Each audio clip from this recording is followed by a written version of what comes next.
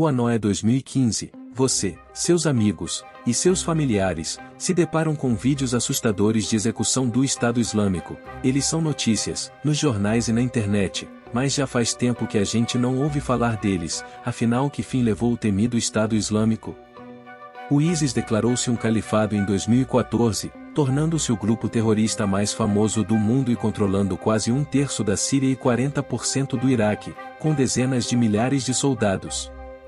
No entanto, hoje, cerca de uma década depois, o ISIS perdeu a maior parte do seu território, e o seu líder está morto.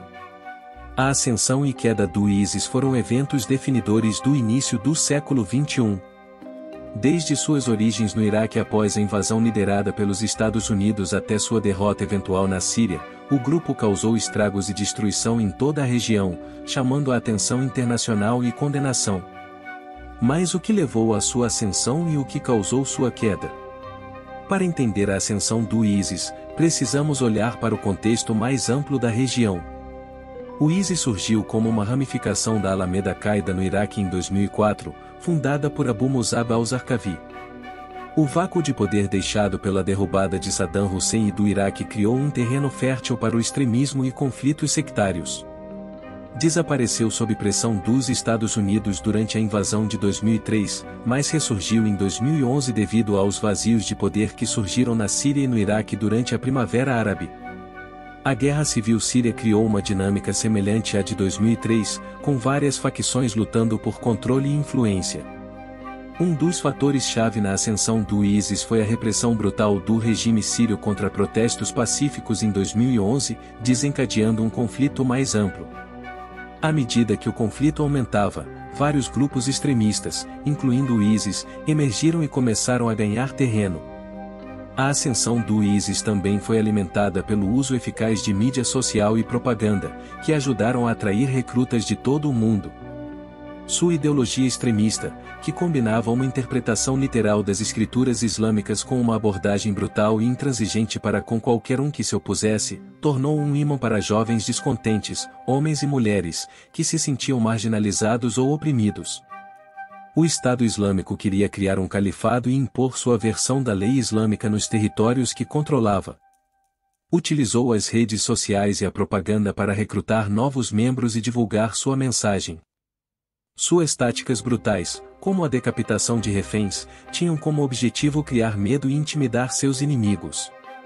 Estas táticas, juntamente com a ambiguidade em relação às filosofias islâmicas fundamentalistas, também ajudaram a atrair novos membros do ISIS que talvez tenham ficado desanimados com a abordagem mais rigorosa da Al-Qaeda.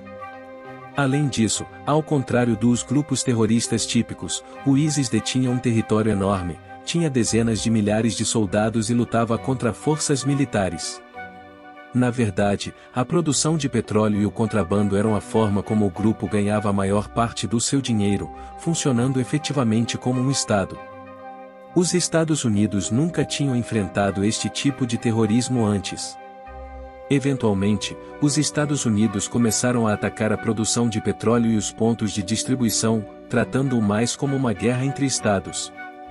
No entanto, a resposta internacional ao ISIS não se limitou aos Estados Unidos.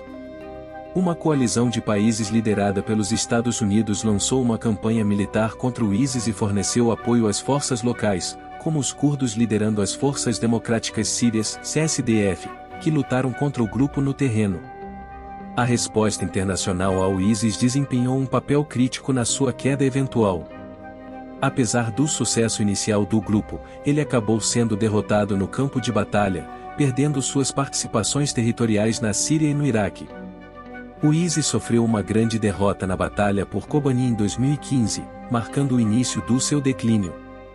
A coalizão liderada pelos Estados Unidos realizou uma campanha de ataques aéreos contra alvos do ISIS na Síria e no Iraque, e as forças curdas iraquianas lançaram uma ofensiva terrestre contra os redutos do ISIS. Os intervenientes externos, como o Irã, a Turquia e a Rússia, também desempenharam um papel significativo no conflito sírio e tiveram um impacto direto na ascensão e queda do ISIS.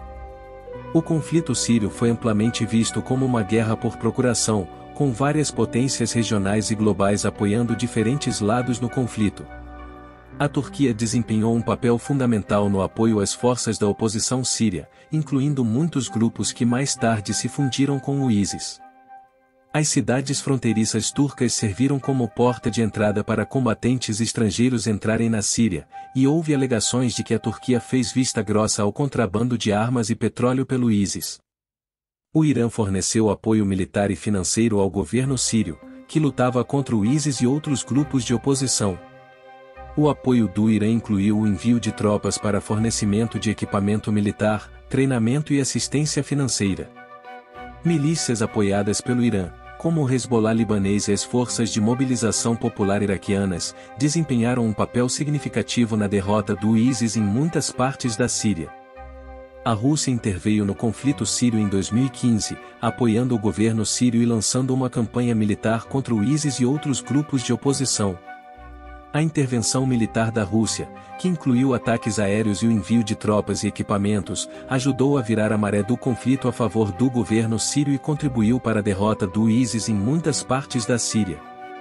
O apoio prestado pelo Irã e pela Rússia foi fundamental na derrota do ISIS em muitas partes da Síria. Por outro lado, os interesses conflitantes de diferentes atores externos muitas vezes levaram a conflitos prolongados e exacerbaram as tensões sectárias. À medida que o ISIS começou a perder território, ele mudou seu foco para realizar ataques de lobos solitários em outros países. Um dos ataques mais mortíferos ocorreu em Paris em novembro de 2015, matando 130 pessoas. Em 2017, o ISIS perdeu o controle de Mossul, seu maior reduto no Iraque, e em 2019, perdeu seu último pedaço de território na Síria. A morte de seu líder, Abu Bakr al-Baghdadi, em 2019, também foi um golpe significativo para o grupo. Mas, embora o grupo já não possa controlar o território, sua ideologia e influência permanecem como uma ameaça.